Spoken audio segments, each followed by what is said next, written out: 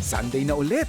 And during these challenging times, talaga namang makakatulong ang pagiging madiskarte sa kusina.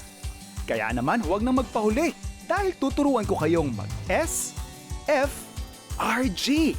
As in sear, fry, roast and grill. For real! Kailangan nagsisizzle siya. Naririnig mo yung naglalaban yung init, mantika, at saka yung ingredient na nilagay mo doon sa iyong pan. Pork, chicken or fish? Hindi mo kailangang mamili. Ngayong Sunday cheat day, let's eat meat all the way with our different kinds of protein dishes. Magpakabusog sa overload na kainan at kwentuhan. Kasama ang business and real-life partners na sina Kiana Reeves at Scott Lomboy. Mag-business partner kami and partners in life. Wow. For life, ayaw mo? Parang ayaw mo eh. Yummy! At si Cheska Fausto, pwede na rin mag-asawa? Siguradong hindi kayo magsasawa sa kanyang signature pamana recipe na dinuguan con gata. Pag ito talaga masarap, yung luto ko, pwede na talagang mag-asawa. Ano ka dyan? Healthy ulam for kids na pasok sa 100 piso. Yan at iba pang tipid tips, tutukan sa Fresh Farm Facts.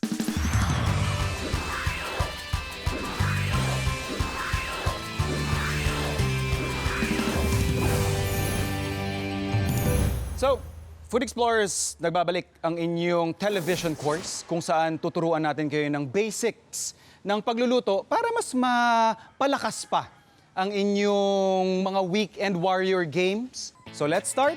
Farm to Tables Cooking 101. So, generally speaking, there are two methods na ginagamit sa pagluluto. Merong dry heat method, meron namang wet heat method. So, umpisa natin yung ating dry heat. Kung saan, meron kayong mainit na source or yung apoy or kung gagamit kayo ng oven.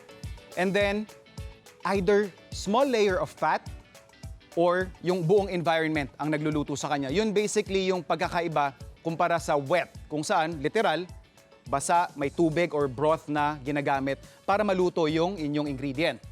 First up, dry heat method natin, let's discuss searing. Searing is essentially ingredient, cooking tool, in this case yung pan, may kaunting oil, ilalapat mo ngayon doon at yung reaction na yon would cause what we call Maillard reaction or yung tinatawag nating browning kung saan nagkakaroon ng parang crust, yung parang pinaka ilalim or yung surface na nakasampal doon sa ating pan. We have here our fish fillet. Lightly season lang natin to. Both sides. Salt and pepper. Kailangan dito yung pan is medyo mainit. Hindi siya yung super piping hot because number one, we are using a very delicate piece of ingredient. So medyo dapat controlled yung temperature. And then nakikita natin yung white smoke na yan. That's an indication na ready na yung ating pan para sa ating oil. More or less mga 2 tablespoons ng oil. Konting-konti lang yung oil. And then we will sear. Ilalapat na natin yung ating fish sa ating mainit na pan. Another important aspect when you're searing is that sound. Kailangan nagsisizzle siya. Naririnig mo yung naglalaban yung init, mantika, at saka yung ingredient na nilagay mo doon sa iyong pan.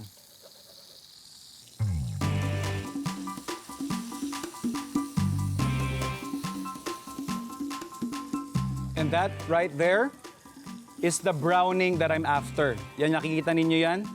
And that's it for our cooking method number 1, dry heat method, searing. Cooking method number 2, frying. Okay, so frying is essentially cooking your protein or your ingredient sa fat.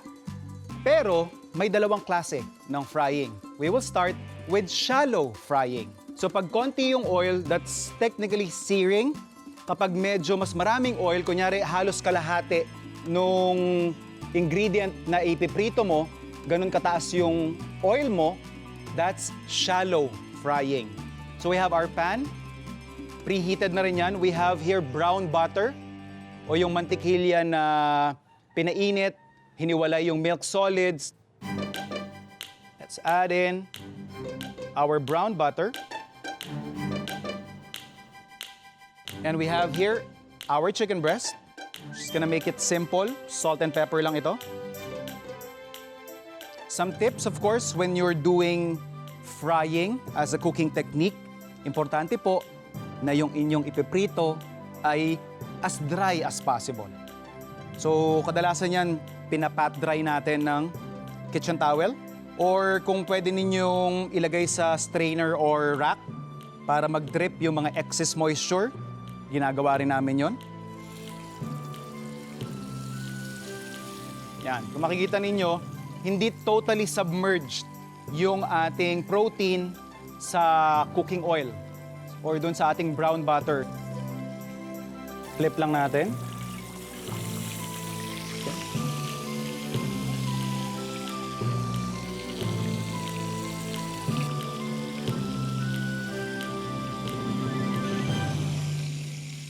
So ito na yung ating shallow fried chicken breast. For our next frying method, meron tayong deep frying. Same as shallow frying, medyo higher temperature yung kailangan natin dito. Ang pagkakaiba lang niya is of course the amount of oil. Well, mas mataas din yung temperature na hinihingi nito. Normally, it would be best if you fry things at around 170 to 190 degrees Celsius. So dahil deep fry na yung kailangan natin, mag-a-add lang ako ng oil doon sa ating brown butter. Again, that's the reason why ganyan yung kulay ng ating oil is because we are using yung ating ghee or brown butter.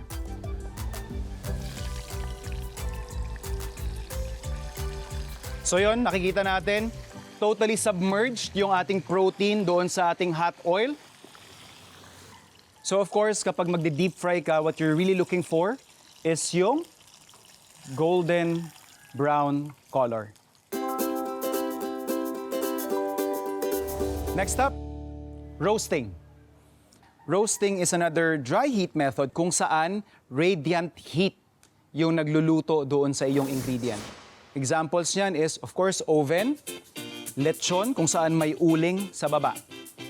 Kadalasan kapag sinabi nating oven roasting, so yung environment sa loob ng ating oven is punong-puno ng mainit na hangin na siyang nagluluto doon sa iyong ingredient. So for roasting, what better way to use as an example yung ating roasted chicken?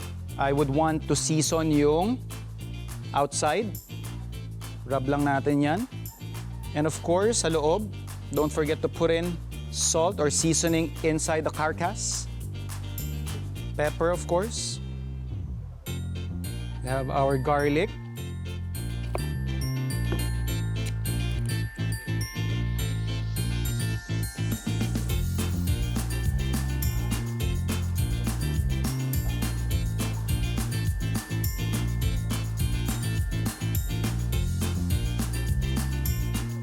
So we're just going to secure yung ating chicken. There are different techniques that you can use in trussing or tying your chicken. Ako personally, ganito lang yung pinakagusto ko. Magkakadikit lang sila.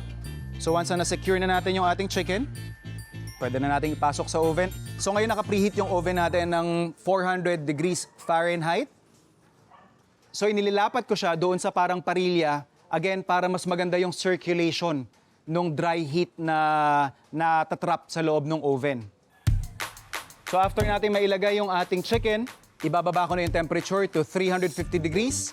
Siguro bibigyan ko to ng mga around 45 minutes. Saka ko ika-crank ulit para makuha natin yung browning na hinahabol natin.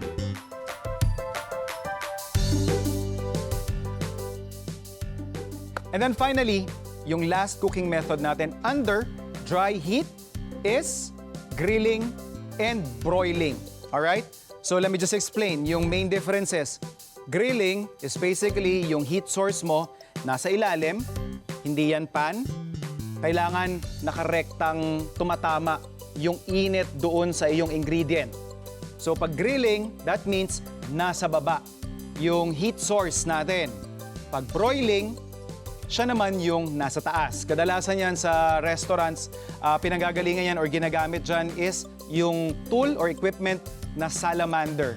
So this time, grilling naman yung ating focus. So we have here our uling. Kung meron kayong ihawan, definitely, I'm sure hindi ito yung usual na setup na meron kayo. Pero ang pinaka-importante dyan is yung uling or apoy nasa ilalim. So we have our pork. Lagyan lang natin to ng soy sauce. And of course, paminta. And doon sa ating uling, syempre, na may parilya sa taas, doon natin igigrill.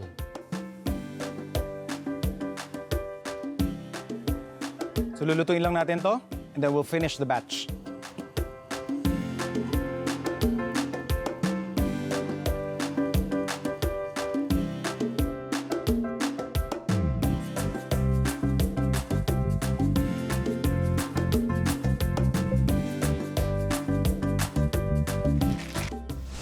Oras na para sa Fresh Farm Facts.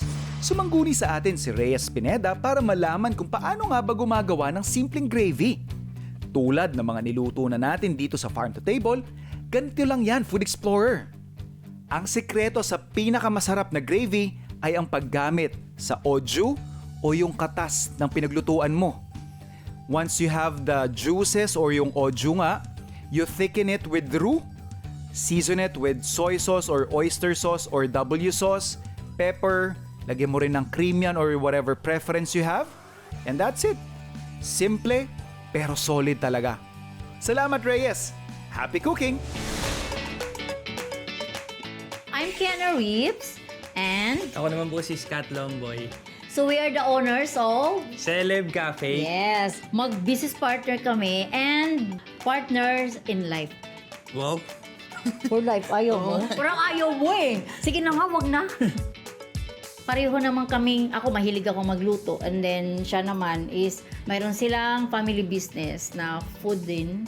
So, ano kami na yung pang patay ng oras namin, why not magtayo na lang tayo ng business para hindi tayo mag-aaway ng mag-aaway. So, yun pala, lalo kami nag-aaway na nag-aaway. Kasi pareho kaming pagod. Mas matindi. Ay, ito yung isa sa bestseller namin, Korean Luncheon Meat. Isa siya sa isasama sa silog overload. Mamili lang sila tatlong silog, tatlong ulam. O, yung bestseller namin is tapa, and then embutido, and then ito, Korean Luncheon Meat. Concept kasi namin, nagkakape ka, so relax, parang bahay lang siya. Then, tinernuhan na lang din namin sa mga food meal namin. Mga silog-silog, mga pasta. Yun talagang mararamdaman mong nasa bahay ka lang. May mga pizza kami, may mga Yung mga pika-pika din. Siomay, lumpiang Shanghai, pasta. Parang pang breakfast siya, pwedeng snacks, pwedeng pang midnight snacks, ganon. Kasi magiging coffee bar siya. Coffee Kasi bar sa ngayon, coffee pa lang kami.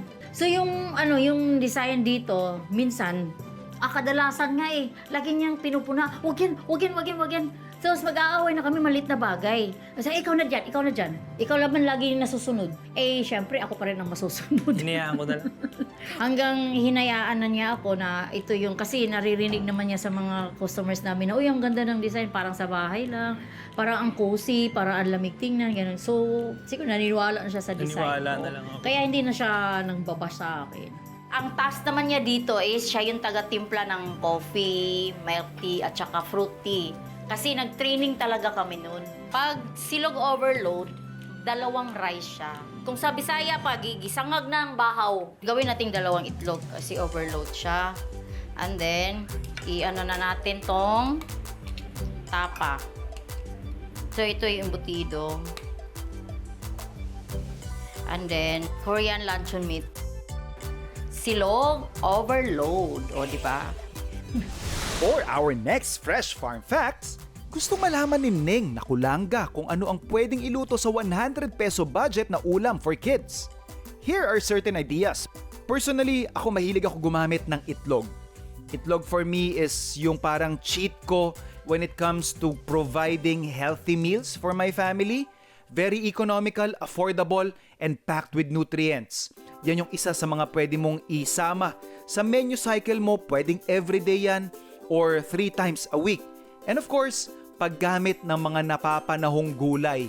Yun yung mga pinakamura, pinakamasustansya, at accessible sa mga lugar sa angmang probinsya ka sa Pilipinas.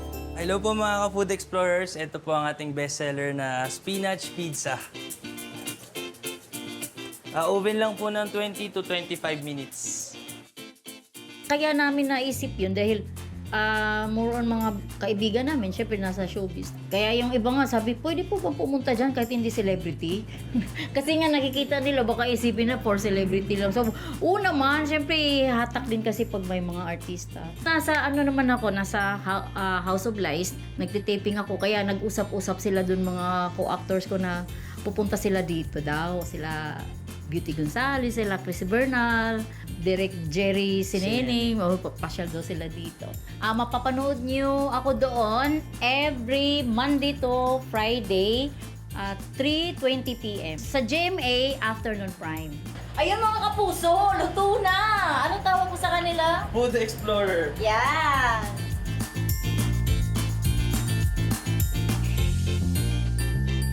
Hello po mga ka-food explorer. Ang gagawin naman po natin ngayon is yung peach fruit tea. Nakapag-prep na po ako kanina ng jasmine fruit tea. And pipili po tayo ng flavor. Ang bestseller po is yung peach po natin. Very refreshing po siya, lalo sa mainit na panahon ngayon. And next po is yung fructose naman. Hindi po siya ganun katamis kasi yung drinks po natin. Taiwanese drinks po siya. Shake lang po natin.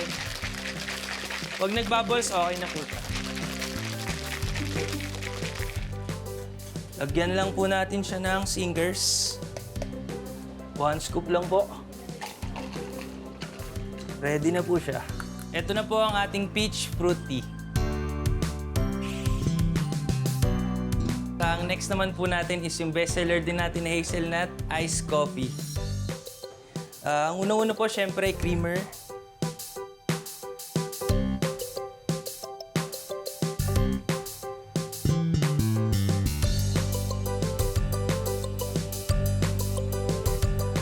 Lagay naman po natin hot water. Mix na po natin siya. Ice po.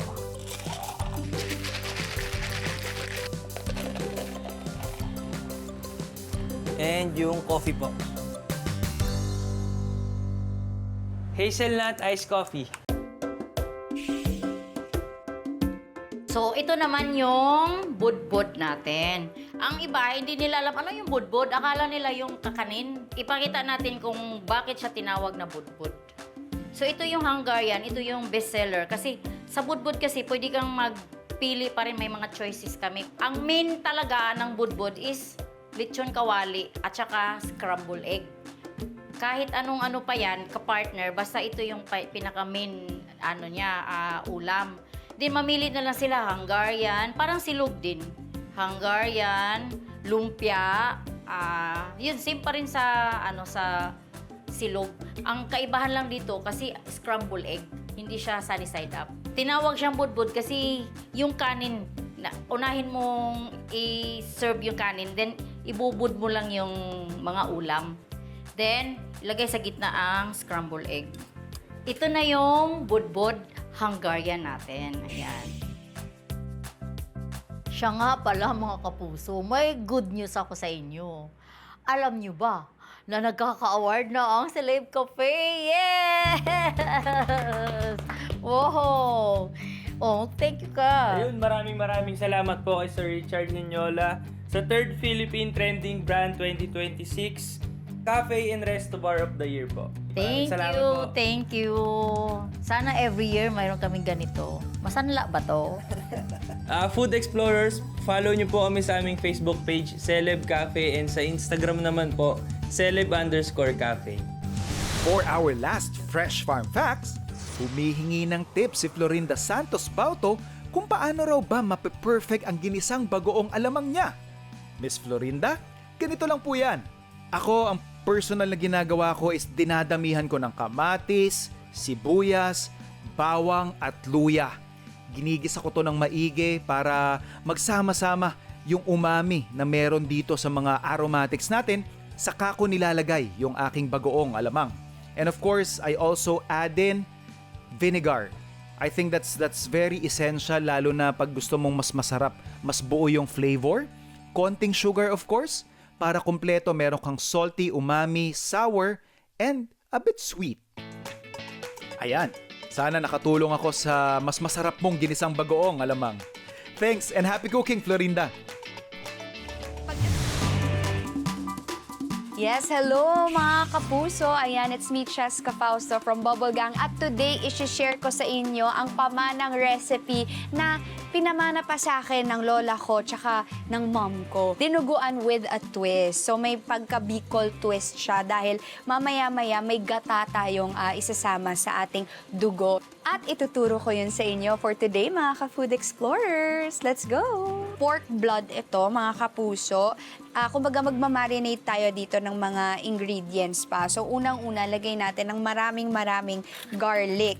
Isa sa mga natutunan ko sa lola ko and of course sa mom ko is to measure from the heart. Secret ingredient na ngayon hindi na po siya secret, mga ka-food explorers, i-share ko sa inyo is that we put oregano. Actually, mostly mga Zamboangueños, they do put oregano leaves. Yun. So, I think it comes from that. And then, mix muna natin to ng konti before we put the vinegar. Kasi pag nilagay na natin yung vinegar, hindi na muna natin to pwede i-mix. And then next is the vinegar. We have pork liver. So, ikakat natin siya into strips. And then we also have pork baga or lungs. And then we also have pork intestines. So, magmi-mince lang tayo ng garlic. Ganyan lang siya kadali. Pag ito talaga masarap, yung luto ko, pwede na talagang mag-asawa. Ano ka dyan? Oh, ilabas natin yung mantika ng ating pork liempo. Para ito na rin yung mantika na gagamitin natin later on. Hindi na tayo magdadagdag masyado. Ayan na. Nagmamantika na siya, mga ka-food explorers. We put the garlic, a lot of it. Okay, and then onion. Okay. Pwede na natin ilagay ang ating mga lamang loob. Liver na half-cooked. And then, all of this. Uy, ang dami, no? Exciting! Maglalagay tayo ng laurel. Couple of it. Pepper and salt. Yan. Alam nyo, na-miss ko tuloy yung lola ko. Lola ko is unfortunately nasa heaven na siya ngayon. Talagang I grew up with her, the same household. And tuwing na pinapagalitan nga ako ni mama, pinapalo ako. Kasi traditional din yung mom ko. Pinapalo niya ako, lola ko, yung parang, ay hindi, apo ko yan! Mas mahal ko ang apo ko kaysa sa'yo. O, ganon. Pwede na natin ilagay ang ating blood mixture. So, yung mga curds na yan, masa-strain yan natin, mga ka-foodie. So, you don't have to worry. Kumukulo na nga ang ating blood. So, now, lalagay na natin ang ating twist, which is ang gata. So, ang anong ginagawa ng gata, it makes the dinuguan a bit more creamy. Ayan, may different taste profile din siya. And of course, it makes it silky, ang ating sarsa, ang dugo. Yummy! Yan, so magpa-plate na tayo, mga ka-food explorers. Nakakatakam. Yan, pag gusto nyo medyo may pagka-spicy siya or something. Mga ka-food explorers, kasama ko yung mom ko! Hello! Yeah. So, ngayon, first time ko matikman yung dinuguan niya. Okay, cheers! Cheers!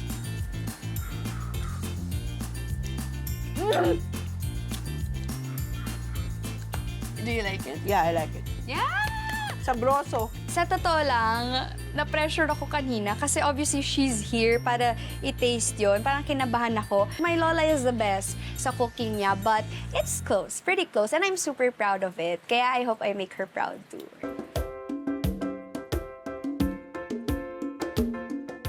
Ngayon naman, isa sa pinakasimple at madalas nating ginagawa sa bahay, ang tinatawag nating sautéing. Now, for sautéing, small amount of oil, tapos high heat. Again, same with searing, gusto natin naririnig yung pag-aaway ng mantika, ng init ng pan, at saka yung ingredient na nilalagay mo. So we have here our tomatoes. Again, nandun natin ang onions. And some garlic. Lalagay ko lang yung ating carrots. Season natin ng konting salt and pepper. Yung ating corn and yung ating green peas. And that is how we saute. Perfect combo talaga ang sauteed veggies at ang ating shallow fried chicken breast. Pwedeng-pwede nyo na itong isama sa inyong healthy meal plan.